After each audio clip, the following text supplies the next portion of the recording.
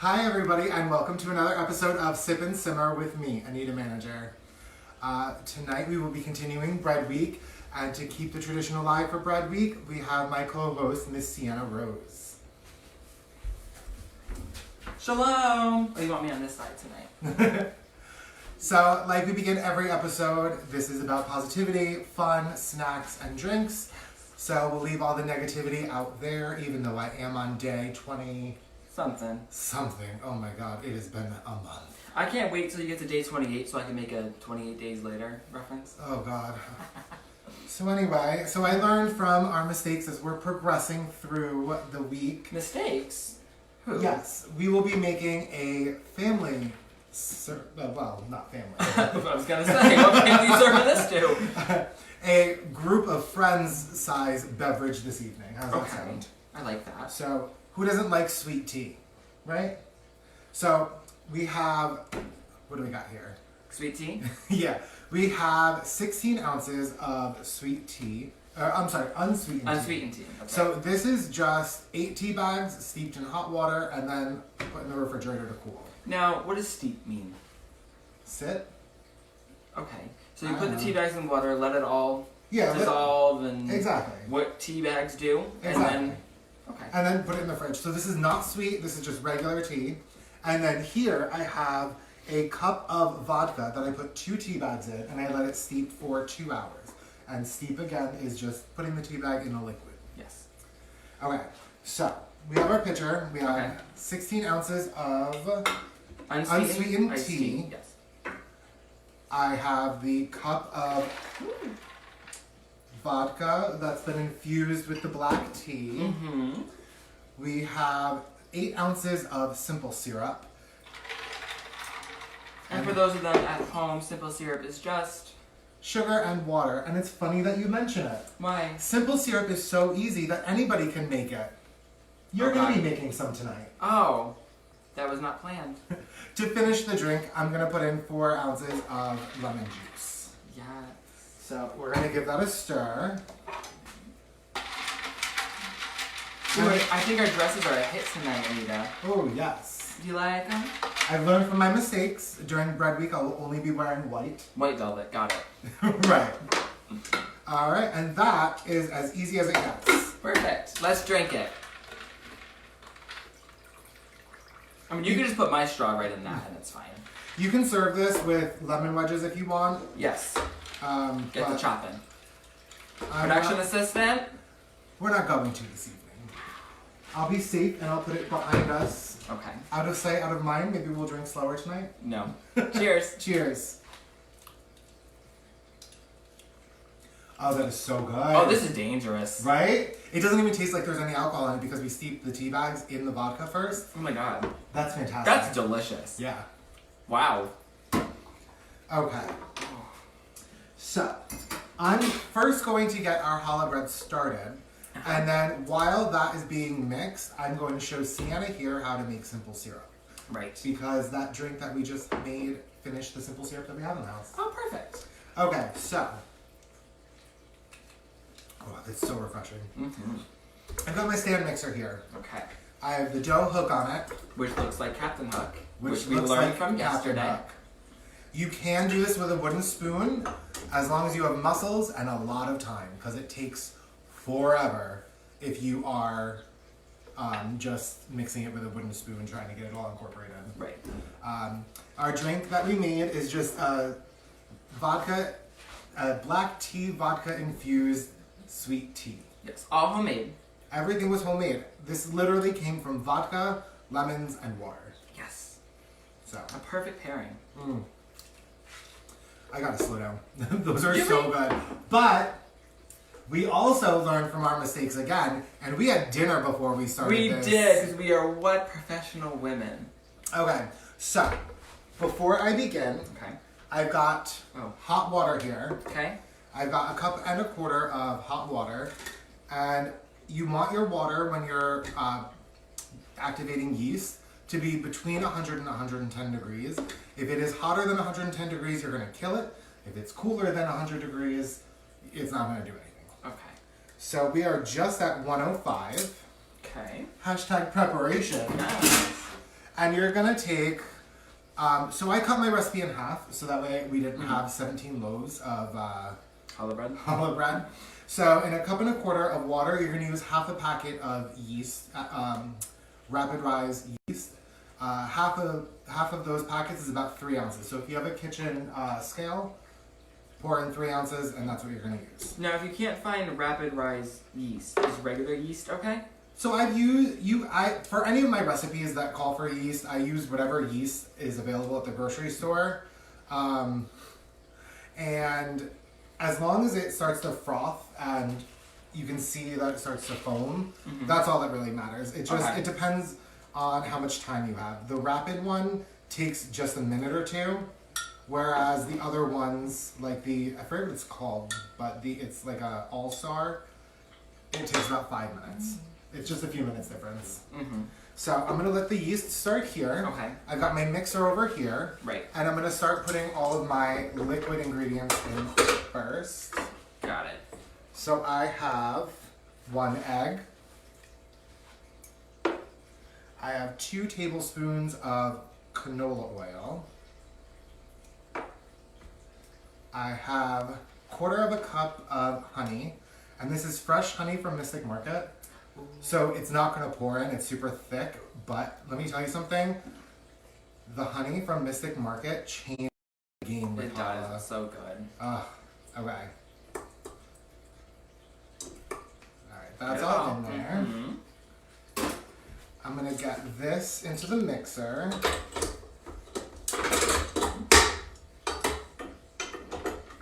While she's doing that, I'm going to continue my drink. Okay, and I'm just going to give it a little bit of a whip just to mix it. And that's it. I'm just going to wait for the yeast to activate. Okay. How do we know when it's activated? It starts to bubble. Like that? Froth on top. No. It's more? Gonna, okay. Yeah, it's gross. It looks disgusting. And it smells worse.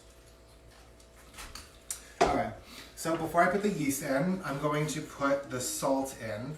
So here I have, how much salt do I have?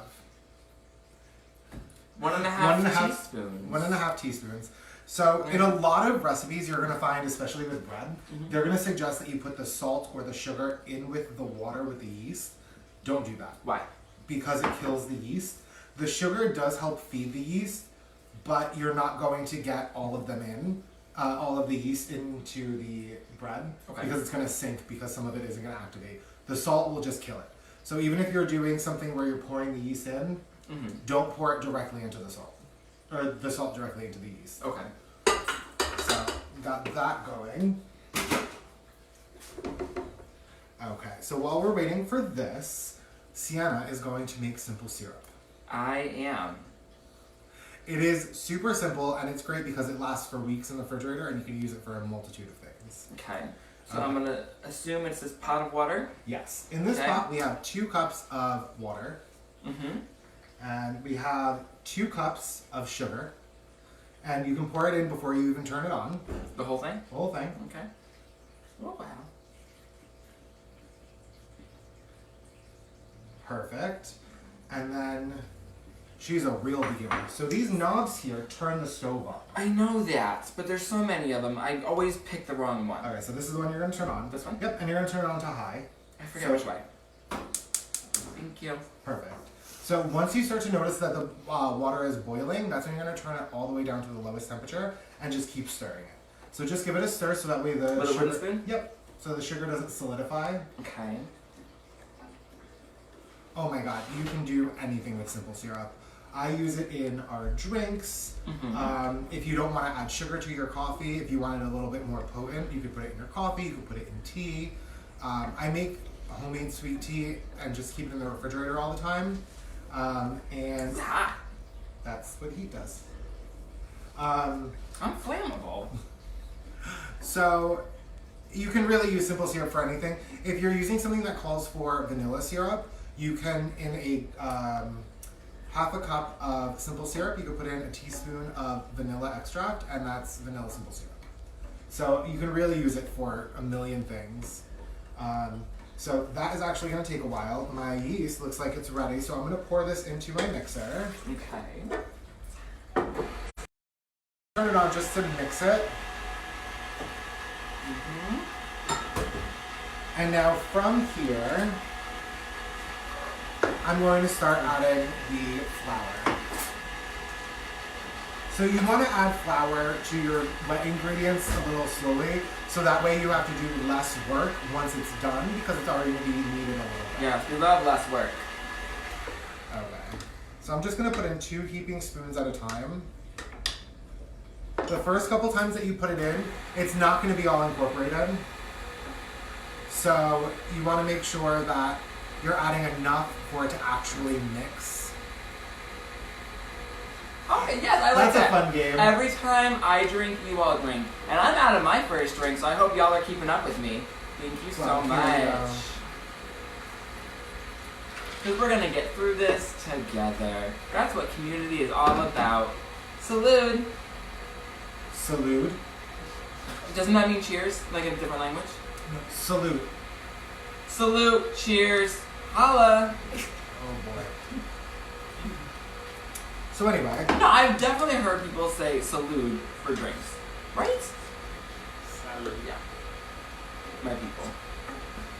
Oh boy. Okay. So this usually takes about like 3 to 4 minutes to get everything all mixed in. How do we know when this is done? It feels kind of thick. Okay, so with the simple syrup, you're gonna keep on heating it up until the water is clear again. That just means that all the molecules from the sugar are broken down. So do it until the water runs clear. Got it. Exactly. And I'm just gonna keep on scooping in my flour. Mm-hmm. This is a great recipe because who doesn't like challah bread? Challah bread is just brioche with honey in it. It's a different kind of bread. Thank you. But challah makes the best French toast. Like the absolute best French toast. Oh, it does. Because always after Passover, you make French toast the next morning. I do. So that's actually why we're making challah tonight, because Passover is in 2 days. Yeah. And I like to let the bread sit out a little bit so it gets a little bit hard, so it really absorbs all of the flavors and everything that I soak it in before I put it on the frying pan. It's actually kind of upsetting this year. We're not going to be able to celebrate Passover or Easter. I mean, we're still going to celebrate it together with the people that we live with. Right. You can always FaceTime Passover, FaceTime Easter, so that way when you get into those nice family arguments, you can just hit end. I don't know about you, but I don't have any family arguments ever. I'm just going to keep stirring this. So the most important part about the simple syrup is you want to keep on stirring it so it doesn't crystallize along the rim of the pot where the water meets it. And that looks like it's just about finished. And that's how easy simple syrup is. That's all it is. So what you're going to do is, I keep it in a mason jar because I use mason jars for everything that I make at home. We're going to pour it into the mason jar. You're going to leave it on the counter until it gets to room temperature. And then you're going to put it in the refrigerator with the lid on it. If you put it in the refrigerator from the stove in a mason Even jar, I know not to do that. It will explode. The glass will get hot on the inside and cold on the outside, and poof. And that was a bad poof, not a good poof. What's a good poof? I don't know. Okay, so we're just about done adding the flour. Okay.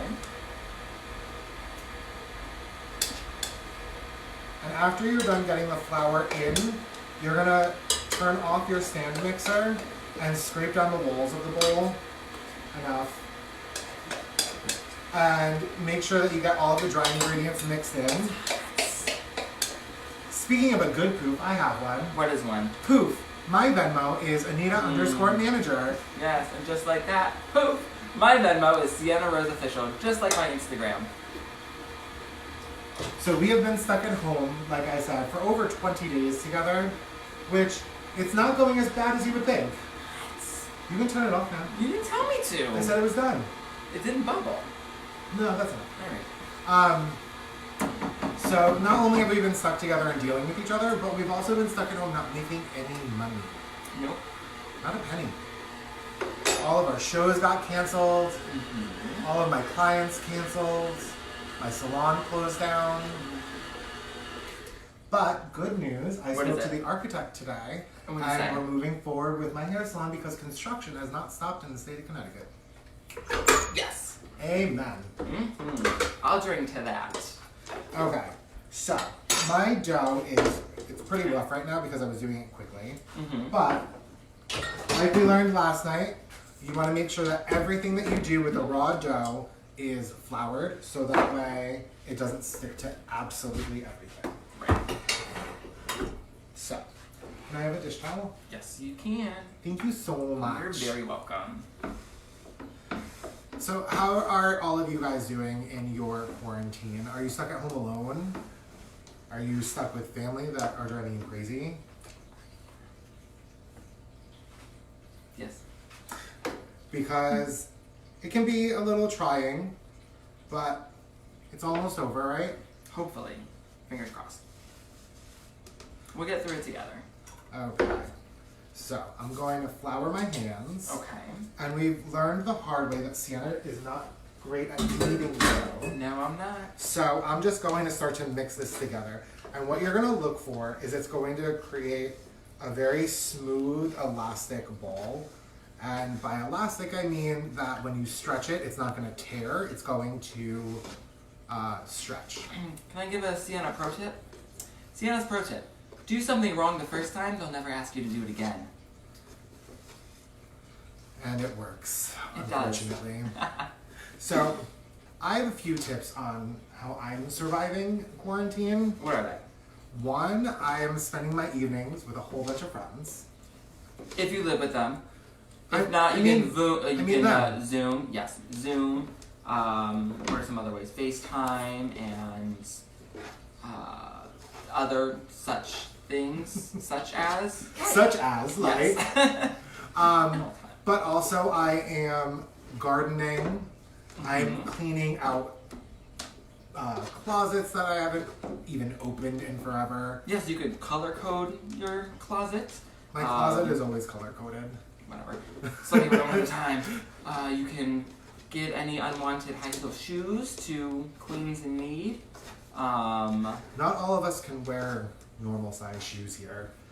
No, but if you have a size 9.5, I will happily take them. And if you wear a size 13, you can give me a call. Yes.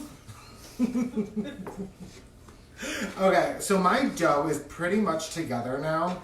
I am not going to knead it for as long as it needs. I'll come back to it after the show. But you really want to knead it after it comes out of the stand mixer for like 5 to 10 minutes.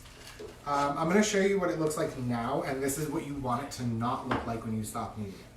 So, I don't know if you can really make out how lumpy it is. You gotta do the YouTube hand. Oh. Yeah, there we go. So it's not really smooth and elastic yet, but the good thing about the brioche dough or challah dough is you can come back to it and you can raise it twice. I always raise a lot more air bubbles to it. What does that mean, raise it twice? So we'll get there. Okay. Okay, so what you're gonna do is you're gonna grease a bowl and you are going to put this in the bowl for 1 to 2 hours. You really want it to double in size. And then on top of the bowl, you're gonna put plastic wrap. Ta-da! Like such. Okay, so when we take it out, I'll just reuse this bowl. Okay. You want it to Ooh. hold its shape when you poke it. So we're gonna get this guy out of the bowl. We're gonna put this baby in the bowl. And we're gonna let her just do her thing. Now, how long does she need to rest? So I usually do 1 hour to 2 hours. But what I usually do is I'll put it on the couch with a blanket over it to really keep the temperature like in the bowl. Okay.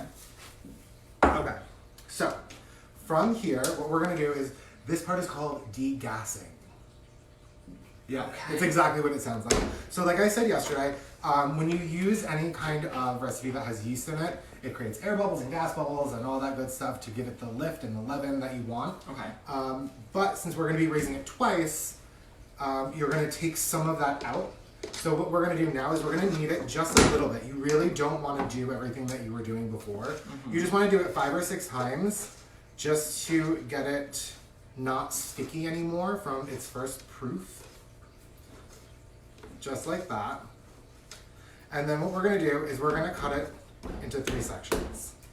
Would you mind grabbing me a knife? Sure, like a big or small? A big. Okay. And I'll do the other part of the simple syrup that I don't trust Sienna to do. I'm gonna pour this into this. You know, I spoke way too soon. I was gonna ask for a funnel. I don't even think we have a funnel. This? That's a knife, not a funnel. No. Okay. Is this good? Yes, perfect. Okay. Okay, so what I'm gonna do is I like to score it 3-4 times. And then I just cut those pieces so that way they're all pretty much even. So that way I have 9 triangles. And then I do 2, 2, and 2. And then we're just going to roll these up. We are just going to roll these up. Yes, we are. Together, we are going to make 4 little worms. All right, let me wash my hands really quick before Jasmine yells at me. Okay, so the reason that we're doing this is because we're going to braid the dough, because traditionally challah bread is braided. And it's going to prove one more time after this. So the second proof, it doesn't necessarily need to double in size. We are just looking for it to fluff back up a little bit. So I'm going to get these guys really going. And you don't have to be worried about getting all of the air out of it because it is going to proof again. Don't worry, I wasn't. You see, she just takes her time so that way I do all the work. It's like everyday life here. But now my hands are nice and clean and I'm ready to help you on the next step. Yeah, great. Okay, so, like I said, typically this makes 1 loaf, but so I didn't make a whole bunch of bread. Right. I cut it in half and I made half of it earlier. Thank you so much for all of your effort. No problem. Again. Okay, so what you want to do is when you're rolling these out is you want to make sure that they stay nice and floured because they help it stretch. See how easy? Oh boy. It's not. Hold on. Don't blame the flour, sweetheart. There you go. Yeah. Kinda. It's separating. Okay. So I've got these 2, and I'll take this one. Okay. She does it on purpose, I swear to God. Right.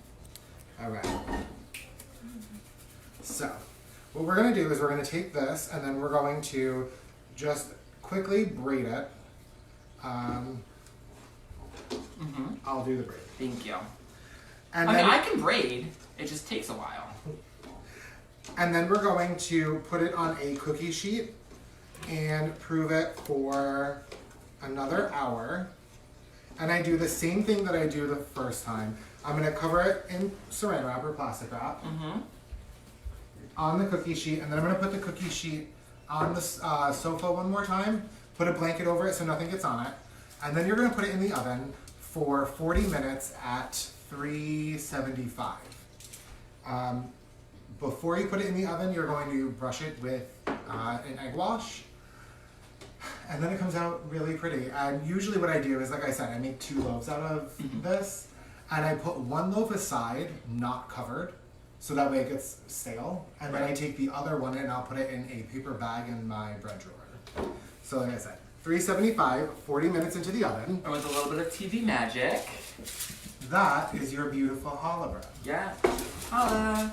Okay, so the most important thing when you're making any bread is you want to make sure that it's cooked thoroughly.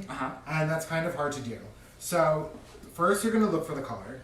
So you've got a nice you got your natural shade, your highlight, your contour. Exactly. Yes. So you're going to see from in between the braids that's a little bit drier, and that's where it's starting to separate. You want that. But also, if you turn your bread upside down and you knock on it, I don't know if you guys can hear that. It sounds hollow. That just means that there's no wet parts on the inside. Does it sound hollow or cooked. Challah? No. I tried. It was a stretch, but we went there together. Okay, so like I said, when you knock on, just make sure you knock the whole up and down of it. It's going to be hot because it was in the oven, so use a dish towel.